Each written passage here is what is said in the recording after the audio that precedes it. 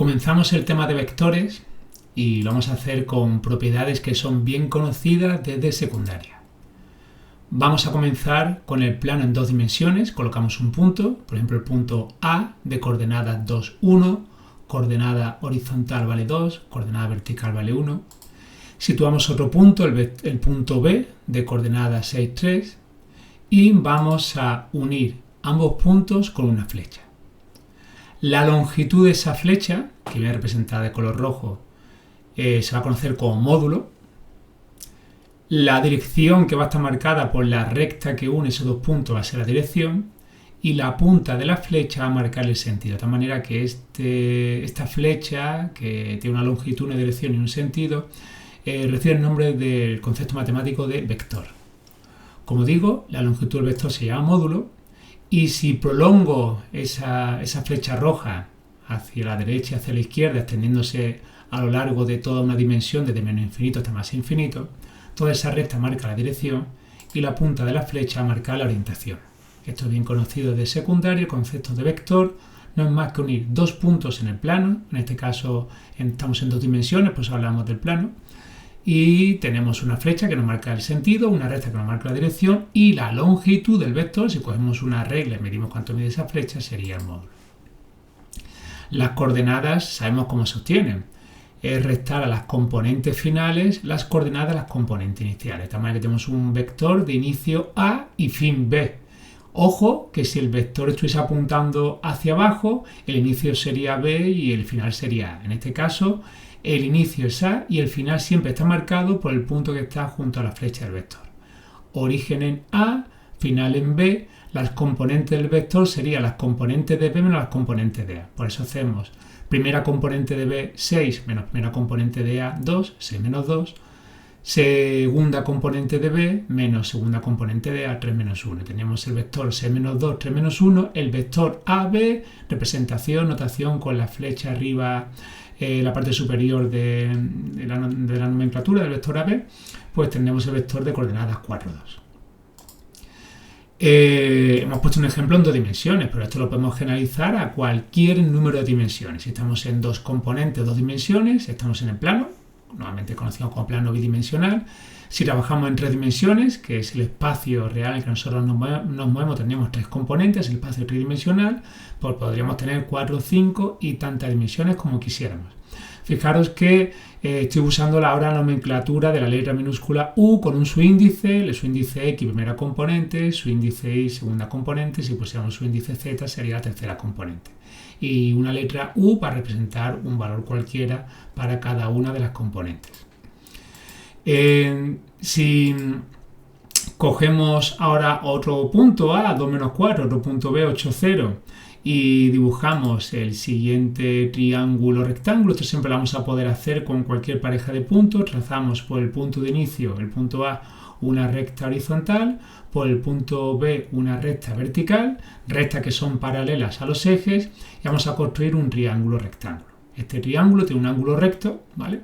De tal manera que la base de ese triángulo pues no es más que la primera componente del vector. Fijaros que si hacéis 8 menos 2, primera componente del vector, os sale 6 y esa es la base del triángulo.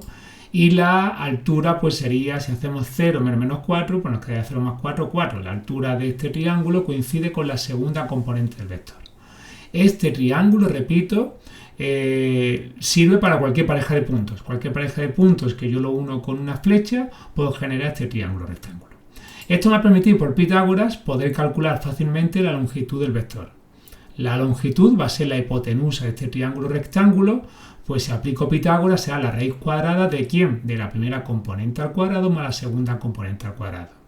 Siempre que tengamos un vector en dos dimensiones, como en este caso vector AB de componente 6, 4, el módulo se obtiene con la primera componente al cuadrado más la segunda componente al cuadrado y le hacemos la raíz cuadrada. En este caso raíz de 52 y le ponemos una U de unidades matemáticas. Esta operación de una raíz con cada una de las componentes al cuadrado veremos que se aplica para 3 dimensiones, para 4, para las dimensiones que sean necesarias. De tal manera que la forma de expresar el módulo, usamos las barras verticales al estilo como hacemos el valor absoluto, pero ahora no es calcular el valor absoluto de un número, ahora es calcular la longitud de un vector Pues la raíz cuadrada ¿de quién? De la suma de los cuadrados de cada una de las componentes. Da igual que estemos en 2 dimensiones, que estemos en 3 dimensiones, que estemos en 4 dimensiones o que estemos en dimensión n. Cada una de las componentes la elevo al cuadrado, sumo y aplico raíz cuadrada y así poder obtener siempre la longitud de mi vector. Un vector equivalente, o los vectores equivalentes son todos aquellos que tienen el mismo módulo, la misma dirección, el mismo sentido, entendiendo que rectas paralelas van a marcar siempre misma dirección. Todos estos vectores de color rojo tienen la misma longitud, están orientados según la misma recta y la orientación pues es creciente, la flecha apunta hacia arriba. Pues bien, de todos estos vectores equivalentes, mismo módulo, dirección y sentido, hay uno especialmente práctico que es el vector que tiene como origen el origen de coordenadas. A ese vector se le va a llamar representante canónico y, repito, si el componente A, el vector AB, tiene componente U sub X, U sub Y, este vector representante canónico también va a tener primera componente U sub X, segunda componente U sub Y. Es costumbre tradicional, en el momento que ya no cogemos dos puntos cualesquiera del plano, sino que cogemos un punto que está en el origen de coordenada, como origen de inicio del vector, pues representar el vector con una letra minúscula. ¿Vale? El vector AB representa que el punto de inicio es A y el punto de fin es B, pero cuando representamos un vector con una letra minúscula, por norma general representa al vector representante canónico, de tal manera que el origen es el punto 0, 0, y ¿quién va a ser el punto final en este caso? Va a ser un punto fin cuyas coordenadas van a coincidir con las coordenadas del vector. Es decir, las coordenadas del punto final de un vector representante canónico, pues primera componente del vector va a coincidir con la primera componente del punto final, segunda componente del vector coincide con la segunda componente del punto final. Las coordenadas del punto final coinciden con las coordenadas del vector, sabiendo que una cosa es un punto y otra cosa es un vector. Aquí tenemos ejemplos de representantes canónicos en 2 dimensiones. Son vectores libres en el plano que he pinchado en el origen de coordenadas y cada uno con la longitud, dirección y sentido que Dios le ha dado a entender. Pendiente de un vector. Este concepto solo sirve para 2 dimensiones, pero es muy útil, es muy práctico. Pero ojo que el concepto de pendiente solo se utiliza cuando trabajamos con vectores en 2 dimensiones. Imaginemos que tenemos un representante canónico, que es un vector que empieza en el origen de coordenadas 0, 0 y en el punto final, por ejemplo, el 4, 2. Pues bien, ese vector U va a formar un ángulo con el semieje positivo horizontal. Es lo mismo que vimos en números complejos. Poníamos un número complejo en el plano, uníamos el origen del plano complejo con ese punto complejo y formábamos un ángulo, ¿vale? De tal manera que ese ángulo lo llamamos, si recordáis, lo llamamos fase, ¿vale? Al ángulo que formaba el vector complejo sobre el semieje positivo lo llamamos fase. Pues bien, ese ángulo va a ser el ángulo que forma el vector sobre el semieje positivo, exactamente igual a los números complejos.